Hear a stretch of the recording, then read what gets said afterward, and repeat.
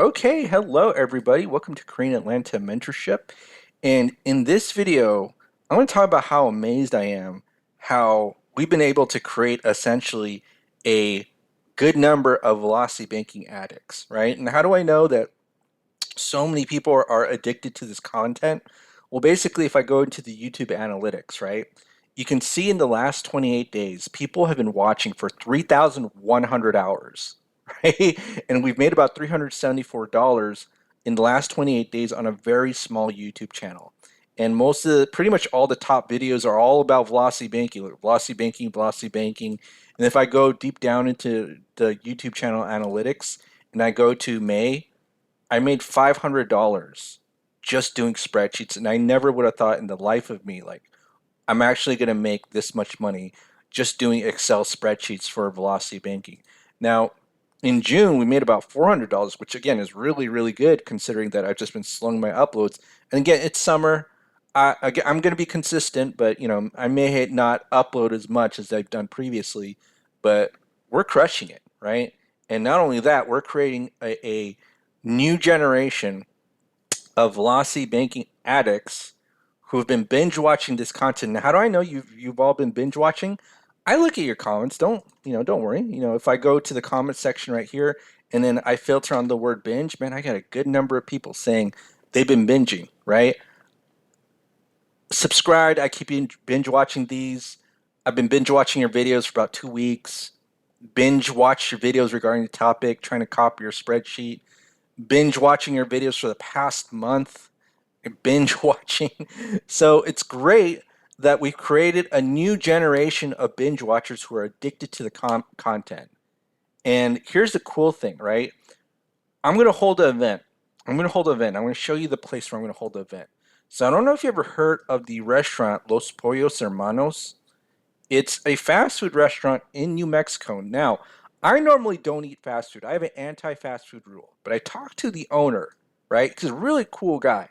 And he's really into financial education because he's an immigrant from Chile. And I thought, man, it would be so cool if, you know, just partnering, collaborating with people who just came to this country and made an empire out of themselves. And he said, yes, you can do it. You can hold an event here, teach about financial literacy, and get some good chicken, and maybe some blue candy. And I said, awesome. Awesome. So we're going to hold that event next week. No, I'm just kidding. We're not going to do that because I don't think this restaurant is real, or is it? It's from Breaking Bad, but I don't know. If I were to hold an event, would I hold it here? Create a new generation of addicts, probably not velocity banking, but some blue candy. But anyway, so let's keep reviewing the velocity banking concept so that we can create keep churning out those binge watchers, addicts. And here's a cool thing. Unlike being an addict of the blue candy, right? If you're addicted to this and keep watching this over and over again, this may help your financial future, right? It may help it. I don't know if it will. I don't guarantee anything, but it may help it, right? So, what are we going to review? We're going to review velocity banking. And all velocity banking is a debt payoff strategy using lines of credit as your main tool, right? So the three special words is main operating account, okay? For the average American, the checking account is the main operating account. For someone that's velocity banking, it's your line of credit, okay? And all you need to do is you have two things. You need a budget because your budget is your debt payoff plan. And the more debt that you pay off with the help of your line of credit, the more cash flow you get. And then number two is you need a line of credit. Again, I already said this, as your main operating account. And all line of credit is a financial tool where you can borrow money, pay it back, and use it over and over again. And I have a ton of lines of credit, right? I have over $279,000 in lines of credit. But you know what's crazy? I know a gentleman who's actually an immigrant from Venezuela who came to the Atlanta area last week, and he has over $1 million in lines of credit. I think he's done over 200 real estate deals. And so, when I hang out with people like that, I'm like, man, I'm behind, right? But I know some of you are out there where it's like, oh, who has a $15,000 line of credit available? And to me, that's like you're in kindergarten level. I'm not saying that as an insult, but what I'm saying is that it's important to hang around people who elevate you so that, I always want to be surrounded by people who are better than me, right? I got to feel like I'm the dumbest person in the group because I have something to strive for. And if I'm the smartest person in the room, you know how it feels like to me? Like I'm an NFL player and everyone else is like little league, right? That's not a fun experience. I always want to be surrounded by people who are better than me and lift me up. This is why I kind of always tell you it's important to learn about how these things work and be educated, which I'll go over maybe in another video. But my point is that some people go like, oh my goodness, who has a $20,000 line of credit available? And I'm like, that's amateur level, right? I have 279,000, and the reason I have $279,000 of lines of credit is not because I'm special, but because I know the secret of why banks lend or who they lend to, right? And who do banks lend to? They lend to people who don't need money. That's the secret to getting lines of credit, right? And also, don't lie in your credit application. But if you want to get lines of credit, you need to get it when you don't need the money. And so what happens with a lot of people is they're in a tight situation, financial situation, see these videos, and it's like, oh my goodness, I would love to have a $15,000 personal line of credit available, but you can't because you're trying to get it when you need it. And you know what's funny? I learned about velocity banking before when I was only making 20 grand a year. And then, I learned the foundation. And then once I made more money, um, I was able to get $279,000 eventually. And I think in a few months it'll actually be 400 to 500,000, right? Because I'm getting it when I don't need it. Most important thing. Also, don't lie, right? All right. So let's just assume, okay, so let's just review this budget quickly. So we got two credit cards. So we got an auto loan, we got two student loans, we got a mortgage. And here's the cool thing, right? If you ever want to see how much house you can afford, what you do is you just essentially take all of your debts, right? Let's take out all your debts except for a mortgage. You put your income, you put your expenses, and then Zillow has this affordability calculator, which I've kind of pretty pre-input the numbers. And so if you don't know, $6,000 a month is essentially $100,000 gross income, right? So $100,000 annual salary is about $6,000 a month after tax, right? So if you go in here, you put $100,000 of income, and then you can see we have about $1,200 in debt, right? $1,200 of debt and a $20,000 down payment. Zillow basically says that you can only afford a house up to $220,000, which in Georgia nowadays is actually that's probably a lower end house. You know what I'm saying? So, and then let's say that you have two six-figure incomes, you could afford those big McMansions. So I think on the affordability scale, if you want a decent house, it'd probably be around 300 to 400. But I honestly would never buy a $400,000 house because I just don't feel like there's enough bang for my buck to really justify that. And let's say I really make a lot of money, then I might like buy one of those $1 million houses if I'm able to afford it, because I make so much money. Like what does it matter? But if I'm a little bit budget conscious, right? I probably would only like my housing budget would probably only go from 200 to 300K. But if you ever want to see how much house you could afford, um, just go to this calculator right here on Zillow. And based on the Zillow numbers, this is basically saying I can only get about maybe like a $200,000 loan or maybe a little bit less, right? So let me just kind of go here, right? So this is this. I'm basically confirming that these numbers make sense according to Zillow, and we can afford a $200,000 house. Okay. So now, first step is we have the budget. Now we're going to assume the same income, but we're also going to assume that we don't have any savings, but we're going to have something called cash flow, C2 minus C3. Now, cash flow is going to look exactly the same as savings in the very beginning, right? Before we make this, before we make the main operating account as our line of credit, right? So what we're going to assume, and actually let me just do this here, I'm sorry. We're going to assume that we have a $50,000 line of credit available. Again, it's just like a credit card, or our credit card is technically a line of credit, but you can use it to pay anything. So all line of credit is a financial tool. You can borrow money, pay back, and then use it over and over again. That's all a line of credit is, right? And we're going to assume that we have access to a home equity line of credit. because we're a homeowner, right? And we got some equity, and if we put our home equity as collateral, the banks say, hey, we'll lend you this home equity line of credit. And when I first became a homeowner, I got the home equity line of credit, I think 3 months or 2 months after I started living there. And they say, hey, you could borrow up to 15 grand. And then I waited 1 year later, and then I was able to borrow up to 50 grand, right? So depending on how much equity you have, they'll let you borrow. So we'll assume we have about a little bit more of 50,000. Okay. Now, let's go ahead, and if you see these two credit cards, we're going to start to consolidate our debts so that we can increase cash flow. So credit card debts, we always want to, in general, move to the home equity line of credit. This is about $12,000, so let's move this $12,000 right here to that home equity line of credit. And then guess what happens by simply moving these two credit cards to the home equity line of credit? This is going to be zero, this is going to be zero, right? And so as you can see here, on day one, without making more money, we increased our cash flow from 1100 to 1507, whoopsie, 1507 without making more income, right? You see how easy that was just by simply moving some debts. And I'm going to just tell you the actual strategy. The actual strategy is income into line of credit, and that's the entire paycheck, the entire $6,000, right? And then a line of credit is going to pay your expenses, so your expenses come out of line of credit. And once you do that, then your cash flow is going to pay down that line of credit about 1,500. Okay, so we're going to go ahead and do that right now.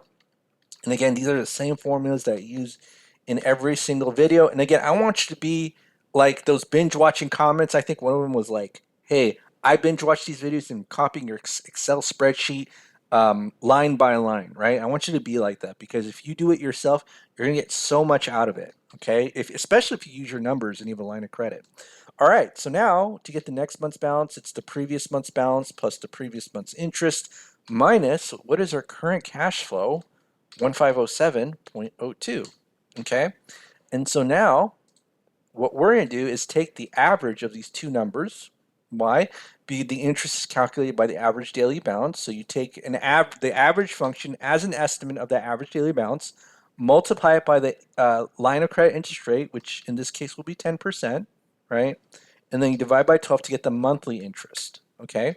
And then what we do is we just copy and paste this formula. We just copy and paste, and we can see, oh, by month nine, our two credit cards are paid off, right? So that's 12K of debt paid off in 9 months for these two credit cards. And then now we have a couple more debts. We have this auto loan, which is kind of already half paid off. So originally started at 22,000, but it's kind of half paid off now. We have, let's say we just kind of graduated out of college. I don't know if this is really realistic or not, because I've seen stories about students getting $300,000 in student loans with basket weaving degree or something like that. So this is a $35,000 student, two student loans. Usually they break them up. They have like Pell Grant, private student loans, federal government student loans. We'll just assume we have two, right? And they're both 10 years. And then we have a mortgage, okay? So now how do we figure out which debts do we pay off first, okay? I like to use a system called a cash flow index system. Now, I'm not going to go too much into it, but all the cash flow index is basically statement balance divided by monthly payment, and then you could think of it as a ranking system of which debts you pay off, right? So think about it like this. Would you pay $13,000 to get $400 back, or $10,000 to get $100 back? I would pay the $13,000 to get a $400 back, because that's more bang for my buck in terms of cash flow, regardless of the interest rate. So it's another way of thinking about it. And I start to fall in love with the cash flow index strategy, because somebody sent me their letters unsolicited, or their budget, their spreadsheet unsolicited, and that person had 15 debts. I was like, how do I know which ones to pay off? Oh, cash flow index. And I just sort order these debts. So let's go ahead and do the cash flow index. It's this current statement balance, so 13135.96, divided by the monthly payment, 415.17. Okay, and then this one here is 10,000 divided by 113.55, and then this one is 265.16. No, I'm sorry, 25,000 divided by 256.1. Oh, 265. I'm sorry, 265.16. Right, and then the mortgage is 200,000 divided by 1199.1. Now we're assuming, okay, this is what we're assuming, that we've, maybe we got a car loan a while back or a couple of years ago, and so that's why it's kind of half paid off, but let's just assume that these loans are completely brand new. The student loan and the mortgage, again, it's going to depend on your situation. This isn't realistic that you're going to have all fresh brand new loans, but we'll just assume that for now. Okay, so as you can see here, and let me go ahead and format this correctly, which is this one right here. Okay, so as you can see right here, you have these numbers, right? This cash flow index. What does this mean? Basically, anything under 50 is considered to be an inefficient loan. That's, again, these aren't my words. These are the words of the guy who created it, Garrett Gunderson. Look it up on Google. But and anything over 50 means, I think, or over 100 means it's a really efficient loan, meaning that the loan itself doesn't take that much of your cash flow compared to your balance, which is why you want to pay off the mortgage last. Now, if we're going to deep dive into it, you definitely want to pay the mortgage, but you want to pay it last. Why is that? It's because if you ever seen the numbers on a 30-year mortgage at 6% interest rate, you're basically paying twice the loan, like 100% for that loan. I'm sorry, not 100%. You're paying about 115% for that loan, and so essentially you'd be paying about $400,000 and some change, right? So that's why you want to get paid off quickly, but you just pay it off last. Okay. So now we have this auto loan here. So after 9 months, what would be the balance of this auto loan? And again, we can use this amortization calculator. I'm going to go a little bit quick because I know we don't want to be here all day, even though you're all addicted to this content. But let's go ahead and do this right here. So 22,000, right? Loan amount, 5-year loan, and what was the interest rate? At 5%. Okay. So let's go ahead and do this. And I know I'm going a little bit quick, but we were at 13 when we started, and then we just got to add 9 months when it's 13,000. So 13. All right. So now let's go ahead and add 9 months. So 26 plus 9 is 35. So that's going to be about 9 grand. Okay, excellent. Excellent. So now this is the current balance of the loan. And here's what we can do, right? So let's just move this $9,000 into that line of credit. Okay. So it's going to be plus 9,837.46. All right. And guess what happens just by simply moving that debt to the line of credit? This becomes 0. And oh my goodness, pretty much within about under a year, we almost doubled our cash flow, right? So our cash flow now is $1,922.19. Okay. So now let's just keep on continuing, but we just got to replace our cash flow number. 1922.19. Okay. And let me go ahead and copy and paste this. And you can see that now, right? It's going to take us about 14 months in total to pay off the next loan, which is the auto loan. So let's go ahead and put, right? So now let's go ahead and take a look here. And then now what we got to find out, and let me put the new milestone. So how much do we pay off? So it's 12K plus, what was the original amount? Probably 13. So it'll be 25K in about, what was it, 13 months? 14 months. Okay, 14 months. All right, not bad. So we paid off 3 of these suckers in a little bit over a year. And then now what we got to do is we got to pay off that student loan. And we got 2 of them here. So we definitely should pay this one off first because it has a lower cash flow index, although it's not going to make that big of a difference. And also we don't have that, the student loans aren't that big. So we have to kind of consider that too. But we can just move this into the line of credit. So we're just going to move, what is the student loan right now at 14 months? So what we do is just put in the calculator.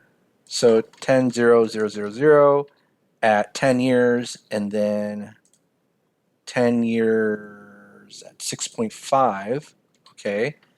And then now what we do is we go into where are we going into? 14 months? Yeah, 14 months. I have a terrible memory, which is why I have to always go back and forth. But been doing this for a long time, so I kind of know how to do this at the back of my hand.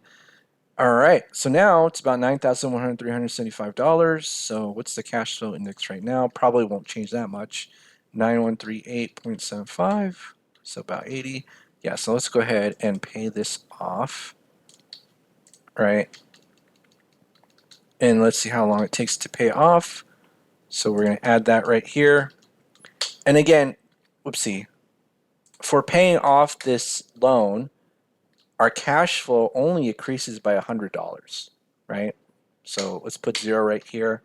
And then, so it's about 23.5 is our new cash flow, right? So 23.5.74, 2035.74, okay? And let's see how long it takes us to pay it off. 19 months to pay off that student loan, right? So 19 months. So that'll be 35K in 19 months. All right, awesome. Now we just do the same thing with this student loan, right? So 25,000, 25,000, 10 years at 5%, and then we're going to do 19 months. Okay, 19 months. All right, so now this is 21K. So let's go ahead and should we replace this entire 21K into that line of credit? Now here's a cool thing. We have a velocity banking calculator, and there's really, when you're dealing with amortized loans, you could do it one of two ways, right? You can replace the entire loan with the line of credit, or you could do something called chunking, which is just taking pieces of the loan and putting it into a line of credit, right? Now, I think it'll be okay to move this one, but definitely with the mortgage, you do not want to put the entire thing in a line of credit, right? You don't want to do that. But let's just go in here.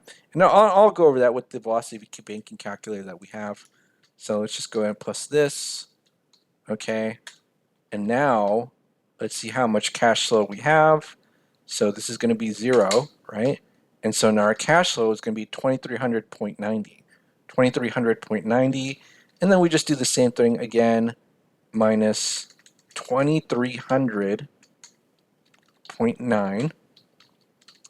And we just copy these formulas. And again, the only thing we got to do is replace that cash flow, right? So now at 29 months, we paid off. So what's 25 plus 35? That would be 60K. 60K. And that, okay, so 60K paid off in 29 months. All right, so now what's next is the mortgage, okay? So this is how we have to think about this, right? First of all, what is the current balance of the mortgage after 29 months? So let's go ahead and do that with our amortization calculator. And this is 30 years at 6%. Okay, so at 29 months, what is our current balance? 29 months, about 193. Okay, 193. Now, here's the crazy thing. How long did it take us to go from 200,000 to 193,000? 29 months, right? But how much of the principal did we pay off? Only 7,000, because most of our payment just essentially went to interest, right? So look at here, interest 1,000, principal 200, and then this one slightly decreases, and then this one gradually increases, right? And so after about 2 years, most of our money went to interest, okay? Now let's say that we want to pay essentially the same amount. Actually, let's just go from 193 to 183K. How long would that take? You take a look here. 193, so month 29. How long would it take to go to 183? This is about half a year. This is about a year. This is about another year. This is about another year. So basically about 3 years, right? So right here, 68. Okay. So again, it's going to take us about 3 years to get to shave off 10K. But here's an easy way where we can pay down that 10K without essentially losing control of our money. Because why don't we overpay the mortgage? Because we fear losing control of our money, right? That's why nobody makes an extra payment. And the average payoff time for a mortgage is about 52 years because people every 5 to 7 years either resell their home, right? They either resell their home or refinance. Okay, so let's just go here and move $10,000 into this line of credit. All right, so plus 10,000, and see how long it takes us to pay that 10,000 off. So something that was going to take us about 3 years and some change is only going to take us 1, 2, 3, 4, about 4 months, right? And again, we're doing some poor man math because we didn't take into account that we're essentially making the monthly payment as well. And so in order to really calculate the payoff time, but essentially about something that will take us about uh, so 3 years and some change is only taking us 4 months, right? And look how much interest we paid. We didn't really pay that much, right? So let me pull out my velocity banking calculator here. And again, I didn't create this. This is from Renatus, and Renatus is where I originally learned velocity banking from. So if you're interested in enrolling in Renatus classes, because this is only one of the classes that they teach, right? It's not just velocity banking, but this is where I learned how to buy real estate at a discount, learn how to do what's it called? Real estate analysis. I learned all that pizzazz there, but I just want to mention that this is where this calculator is from. And if you want to become a student, I can enroll you, and I actually get commission for enrolling other students. So I just want to make that clear. They call us independent contracted marketers, right? Basically, I enroll you, I make some money, and you get education. Okay, so let's just go ahead here and put in that information. So $200,000, the balance. What's the current or original balance? What's the current balance right now? It's 193. Okay, so 193, 803.10. So let's go ahead and copy that. All right, so 193, 803.10. All right, whoopsie, I screwed up. All right, 6%, 30 years. Yep, that's all good. And then let's put in that income, which is $6,000. And then what is our expenses? It's basically everything except for the loan we're trying to pay off. So we're trying to pay off this loan right here. So we exclude that payment because according to our calculator, this is already taken into account here, right? And then so our living expenses is everything else except for the loan we're trying to pay off. And so it's 2,500 right here, okay?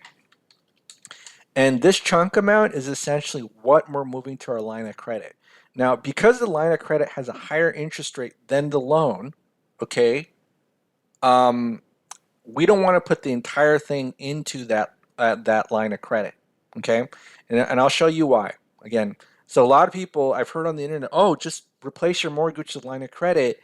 And for most people, that's actually not going to make sense according to the calculations I've done. Because let's say we do move this entire thing into a line of credit, 193,803.1. All right. So this is going to be a lot faster than, let's say, the 27 years of payoff, right? So it's going to be 6.3 years. And this is pretty impressive. Okay, $68,000 of interest that we're going to pay, right?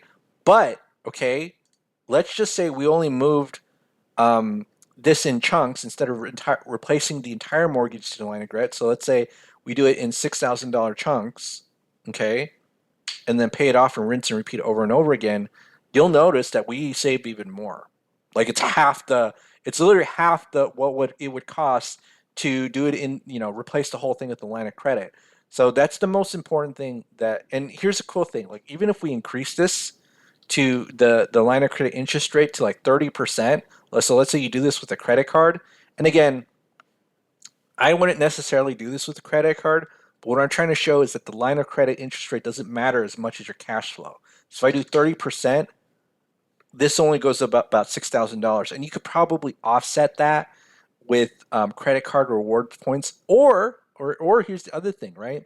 If you want to manufacture spending, banks love it when you use your credit card a lot, right? So what happens is some people get credit cards, the banks lend, but they never use it, and then you'll get a letter from the bank like, hey, you're not using this because, we're going to close it. Or we're going to close because you're not using this, right? So one of the things you can do is just kind of spend with your credit card. Yeah, you might pay a little bit more, but if you have a good rewards card, it should cost you about the same. And you can use services like Plastic with a Q.com to be able to pay off your mortgage, and they might give you more credit limits, right? So if you're consistently paying, making one huge swipe of $6,000 to $10,000 on your credit card, and you're able to pay it off every 5 to 10 months, you ask for a credit, you're probably going to be able to ask for a credit limit increase because you used it and you paid it off. And the banks always want to increase your credit limit if they feel like it's too easy for you to pay that off quickly, right? They actually want to get you to a point where they lend you so much money and then you're just drowning in minimum payments, right? But they always want to make sure that you're not like a deadbeat either, because I don't know if you knew this, but basically a credit score just measures if you're going to be late on your payments or not. All right, so let's go back here. So let's assume it's a 10% line of credit. Again, 5.5. So we had to pay an additional $6,000 if we did use a 30% credit card. But I'm pretty sure that, again, if we have a good rewards point system, we could just offset the cost, right? But the only reason I want to show you that is that, people get so freaked out about interest rates where it's like, it doesn't matter as much as having cash flow. And if I'm able to transfer 6 to 10,000, let's move $10,000 to that line of credit. Again, we're gonna have to pay a little bit more because again, it's more of it is being transferred to higher interest rate line of credit. Actually, that's interesting. 10,000.